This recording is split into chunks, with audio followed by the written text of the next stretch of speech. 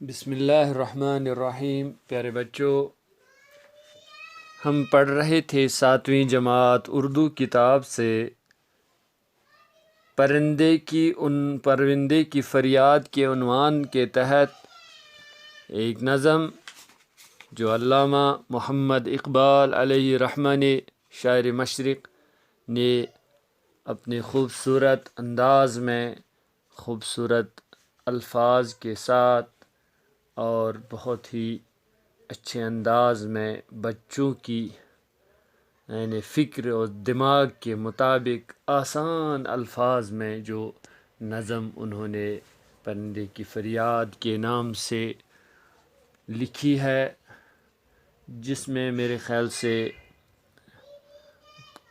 کچھ الفاظ سبھی الفاظ آسان ہے، لیکن کچھ الفاظ تھوڑے سے جو ہے ہم یہاں پر ان کا ترجمہ کریں گے۔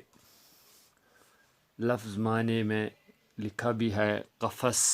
قفس عربی لفظ ہے، قفس کہتے ہیں پنجرے کو، اس پنجرے کو جس میں جانور کو بند کر کے رکھا جاتا ہے جالی کے ساتھ، جالی دار، جس میں ہوا بھی رہتی ہے، کھانے پینے کا اس کے لیے انتظام بھی رکھتے ہیں، تو اس کو قفس کہتے ہیں۔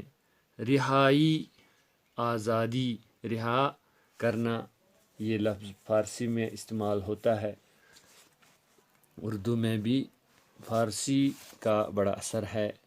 قسمت کو رونا، یہ اردو کا لفظ ہے اور قسمت عربی کا لفظ ہے، تو اردو میں بھی استعمال ہوتا ہے۔ قسمت کو رونا، اس کے معنی ہے بدقسمتی۔ دکھڑا سنانا، یہ غم کا حال سنانا۔ دکھے ہوئے دل، وہ دل جن کو دکھ پہنچا ہو۔ بس میں ہونا، اختیار میں ہونا، قابو میں ہونا۔ کامنی سی مورت، پیاری سی صورت، یہ خوبصورت کے نام میں ہے، جس دم، جس وقت کے معنی میں ہے۔ آشیانہ، آشیانہ کہتے ہیں گھونسلے کو، مکان کو۔ کامنی، یہ خوبصورت۔ صدائیں، آوازیں۔ چمن، باغ۔ چھٹنا، دور ہونا۔ اب یہاں پر سوالات ہے۔ پرندے کو گزرے ہوئے زمانے کی کون کون سی یادیں آ رہی ہیں؟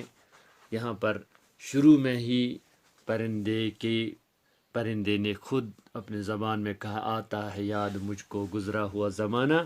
ایک تو ان کو وہ باغ کی بہاریں یاد آتی ہے، اور سب جانوروں کا چہچہانا یاد آ رہا ہے، اور آزادی کے ساتھ اپنے گھونسلے میں رہنا اور اپنی خوشی سے آنا، اپنی خوشی سے جانا، یہ یاد آ رہا ہے بغیر کسی رکاوٹ کے۔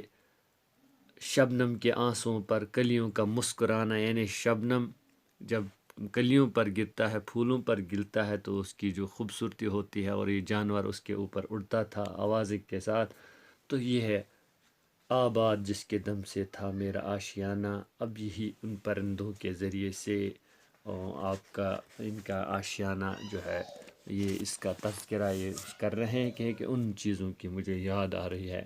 پرندہ قفس میں کس کی آواز سننے کی آرزو کرتا ہے؟ پرندہ قفس میں اپنے ہم جنس یعنی اپنے جانوروں کی آواز، جو ان کے اپنے جانور ہوتے ہیں اپنے شکل کے، صورت کے، اور وہ ان کے ساتھ اڑنا بیٹھنا، ان کے ساتھ جو ہے آواز ان کے ساتھ ملانا، تو اسی آواز کے لیے وہ ترس رہا ہے، جو اس کے ہم وطن کہلاتے ہیں، ہم ساتھی، ہم عمر کہلاتے ہیں۔ پرندہ خود کو بد نصیب کیوں سمجھتا ہے؟ اسی لیے بد نصیب سمجھتا ہے کہ خود تو وہ پنجرے میں ہے، باقی جانور آزاد ہے، تو اسی لیے وہ پرندہ خود کو بد نصیب سمجھتا ہے۔ اگر وہ بھی کھلا رہتا تو وہ بھی آزادی کے ساتھ اڑتا بیٹھتا۔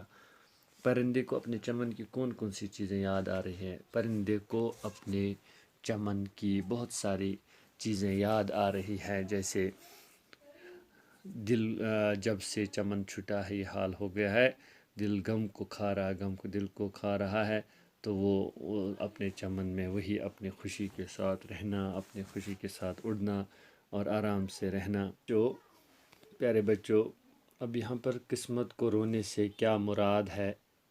قسمت کو رونے سے مراد یہ ہے کہ پرندہ آزاد ہونا چاہیے، خوشی کے ساتھ رہنا چاہیے اور اپنے ہم جیسے پرندوں کے ساتھ رہنا چاہیے۔ تو اس لیے اس کی بدقسمتی ہے کہ اس کو اس مالک نے جانوروں کے ساتھ اڑنے نہیں دیا، اس کو بند رکھا قفس میں۔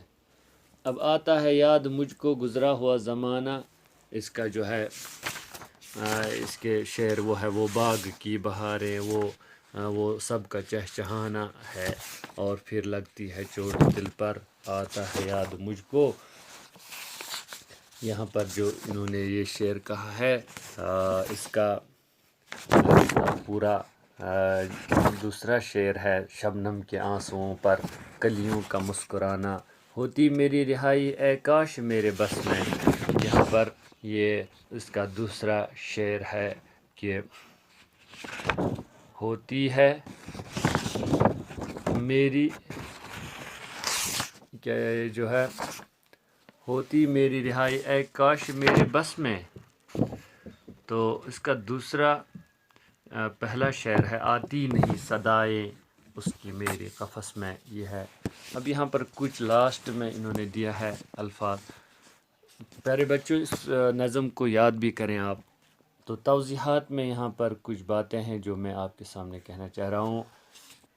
وہ ہے، کچھ بچے بلکہ کچھ بڑے بھی مختلف قسم کے پرندوں کو پنجروں میں بند کرتے ہیں۔ پرندوں کو بند کر کے انہیں خوشی محسوس ہوتی ہے۔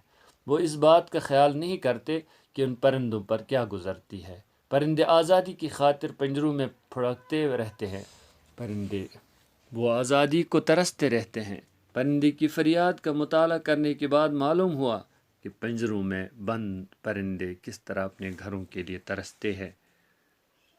یہ بھی معلوم ہوا کہ وہ دوسرے پرندوں کی جدائی پر کس قدر پریشان ہوتے ہیں۔ ہمیں چاہیے کہ ہم پرندوں کو پنجروں میں بند کرنے سے خود بھی اجتناب کریں اور دوسروں کو بھی ایسا نہ کرنے کی ترغیب دیں۔ پیغمبر الاسلام حضرت محمد صلی اللہ علیہ وسلم اور دوسرے مذاہب کے اوتاروں نے جاندار چیزوں کو ستانے سے سخت منع کیا ہے۔